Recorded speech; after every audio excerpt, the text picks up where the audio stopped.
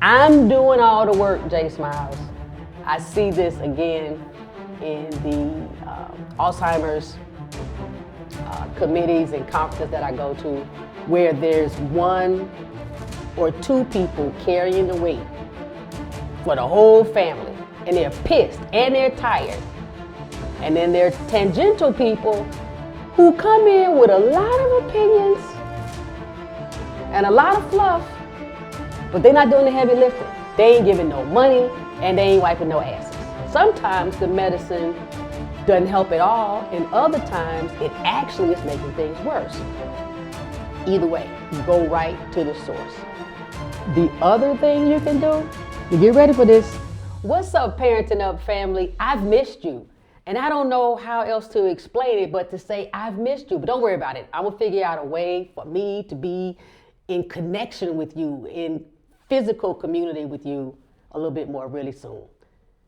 Listen, last episode, we talked questions. Frequently asked questions of y'all or of me. So y'all hit me with, hey, my family member, my church member wants to know this, Jay Smiles. And then I had some pressing questions that always mattered to me. And you know what?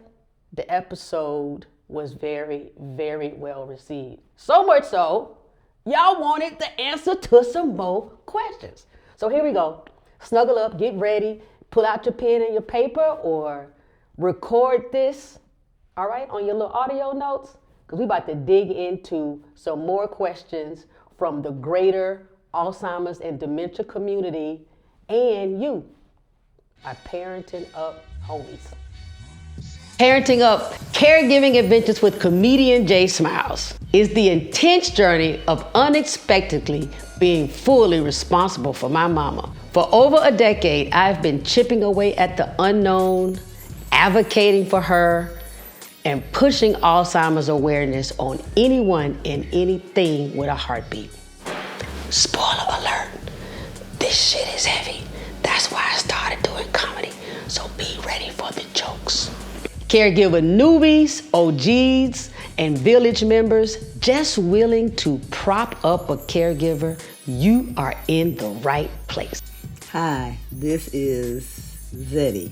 I hope you enjoy my daughter's podcast. Is that okay? Today's supporter shout out comes from YouTube. Shanta Carter Lacey 144. Jay, I find myself pondering the same question. That's in reference to the last episode when I talked about my concern of will I get Alzheimer's. She asked herself the same question, y'all.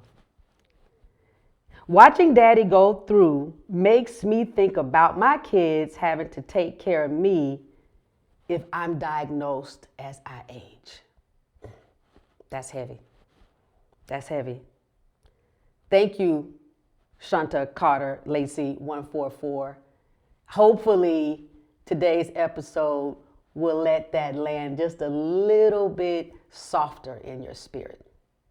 Now, for the rest of you, if you want to be the recipient of a supporter shout out, you know what to do. Tag us with a comment. YouTube, Instagram. We're waiting to hear from you. Today's episode, Who Cares? Answers to 5 frequently asked questions by family caregivers. Okay, family, I cannot tell you how many times, actually it hurts my feelings, how many times I've heard the question, yo, what am I supposed to do about these medicines, Jay Smiles? I see it on blogs, I see it on alz.org, I hear it from doctors and social workers. What am I supposed to do when these damn medicines don't work? They got mama, daddy, auntie, grandmama on 2, 3, 4 more extra new medications, and you can't tell, is it beneficial? That's a big deal. Because you can't ask the caree if they have dementia, so what should you do? What the hell do you do when the medicine doesn't appear to be working. First thing, I'm not a doctor. Remember, I'm a comedian who is going through this shit just like you. I'm going to tell you, though, what I would do and what experts have told me is a good way to lean into it. First thing, go and talk to the doctor, whoever prescribed it. Now, that's a big deal. If a neurologist or a cardiac specialist, a cardiologist, prescribes some medicine, don't just go to the primary care physician saying, hey, all this new medicine seems to be making mama hallucinate. Because the primary care didn't prescribe that. You know what I mean? That's like asking LeBron James to pitch in Major League Baseball. Okay, he's very athletic. Maybe he could get the damn ball over there. But just because he is a superstar athlete doesn't mean he can play all the sports. You feel what I'm saying? Very first thing, go to the doctor who prescribed that medicine and very clearly tell them the changes that you've witnessed or that you didn't witness. You were like, hey, shit, I gave my mama this medicine because you said she would sleep better. This heifer ain't been asleep since she started taking the medicine. So sometimes the medicine doesn't help at all, and other times it actually is making things worse. Either way, go right to the source. The other thing you can do, to get ready for this, is gonna blow your damn mind. So many people don't think about it. Talk to the pharmacist. And I'm leaning in on this, and I'm gritting my face. For those of you who are listening on audio, ask the pharmacist, hey, my mama is taking all these medicines right here. Have them print on a sheet of paper. Don't make them have to go look it up in the damn system. Do you think these things could be making her sleep more or walk crooked down the steps?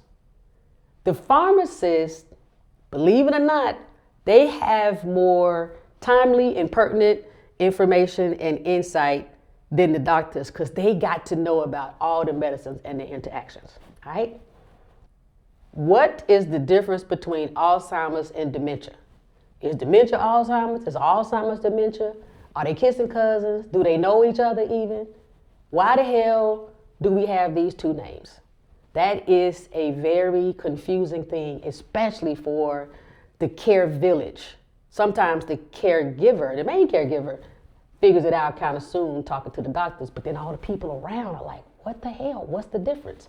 And it does matter that you're able to speak the language of what the hell your loved one is going through, or your caree, because maybe you don't even love the person you're caring for, but that's another episode, okay? Dementia is not a disease. Dementia is a category that was created so that every doctor would know, oh, this person is suffering from something that is attacking their neurological system. Every dementia is creating havoc on the central nervous system. The neurological system is spazzing out.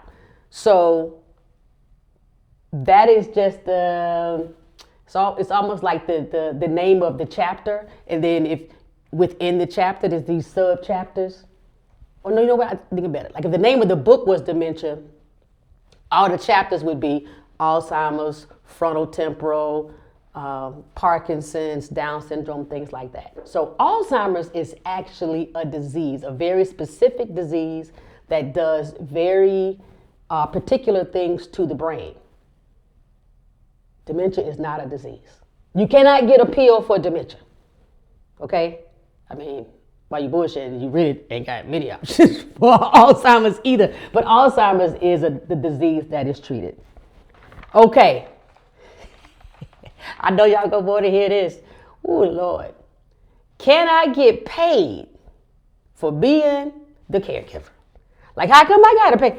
If I'm home or going to the facility to take care of this person, how come I can't get paid? That sounds fair, right? Well, anyway, like my grandfather told me, Jay, the war ain't fair. Ain't nothing fair in the war. And so far, he's right. I hadn't found fairness one fucking place. So what do? Is it even possible? I'm a straight shooter. I tell y'all here at the Parents and Up podcast, we gonna say the hard shit, and I'm not gonna sugarcoat it. For the most part, no. For the most part, if you are a family member or a person who is related or in relation to the caree, you can't get paid. It's almost kind of like saying, you know what? If I go and sleep with somebody like LeBron James, is he gonna be a super athlete? I mean, maybe, but probably not. LeBron James has kids, and none of them are about to be the athlete that he was. Michael Jordan has kids, they don't even play basketball. You feel what I'm saying? This is the law. If your caree, the person who's receiving the care, is on Medicaid, okay? Meaning they are below the poverty level, you might be able to get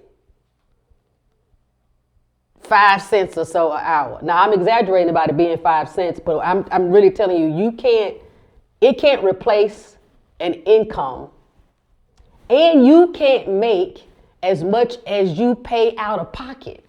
You know that 20, 22, 25, $30 an hour you paying? Oh, baby, you're not gonna get that. Ain't nobody about to give you that.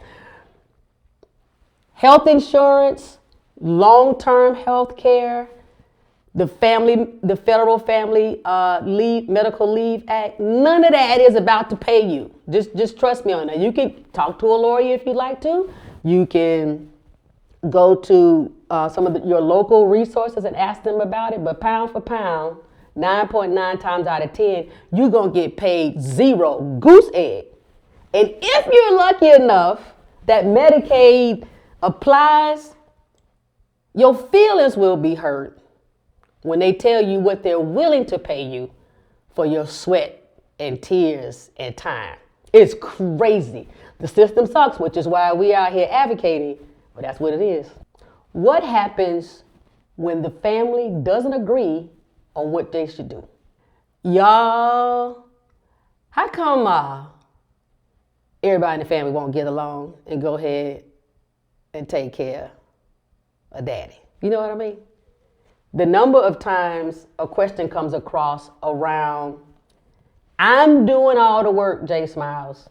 I see this again in the Alzheimer's committees and conferences that I go to, where there's 1 or 2 people carrying the weight for the whole family, and they're pissed and they're tired. And then there are tangential people who come in with a lot of opinions and a lot of fluff, but they're not doing the heavy lifting. They ain't giving no money and they ain't wiping no asses. What the hell are you supposed to do? Okay, this is from the heart. First thing is recognize that a spade is a spade. A fool is a fool, a tulip is a tulip. I'm not calling your family members fools. I'm saying whatever it is what it is. If your brother has never shown up for your daddy, why would you think he would do it now? Oh, because it's the right thing to do? It's not fair that you're having to do it all? Baby, get over that. You're in denial. The faster you can go to, oh, okay, I got 5 brothers and sisters, 2 of us are in it. Make your plan with those 2. Fuck the other 3. Now, I mean, don't tell them that to their face, but don't even try to get their buy-in. Don't worry and waste your time on that, because that's energy you don't really have. Okay, now I was giving you the backside. Now I'm gonna come back to the front. The first time you see that ain't nobody getting along, you really should call a family meeting. A bunch of experts suggest this. It's not just Jay Smiles. A real family meeting where people are either physically in the same room or at least virtually there, and outline everything that's needed for daddy and get people to sign up for what you gonna do. Are you paying the bills? Are you picking up the groceries? Are you taking them to the doctor? Don't say, I'll check in with you next week and see what you need. What? No, everybody's getting an assignment. And if you don't get an assignment, you don't have a vote. It's that. Period. There are lots of organizations, but the one I have utilized and have a great working relationship with is Aging Life Care Association. That association is a professional association. It's nationwide in the United States, and everybody in it has decided to dedicate their life to helping the families of the elderly as they age. So it's lawyers and nurses and doctors and social workers, all type of people are in that organization, and they're in every state. So ask them. They might even mediate and or negotiate with you and like take you through a family meeting. Yeah. How many of you are scared shitless that you may get the form of dementia, the dementia-related disease that the person you're caring for has, especially if you're related to them? You know, a sibling, granddaddy, mama. Like, I know I'm scared all the time about getting Alzheimer's because Zeddy has it and her father had it.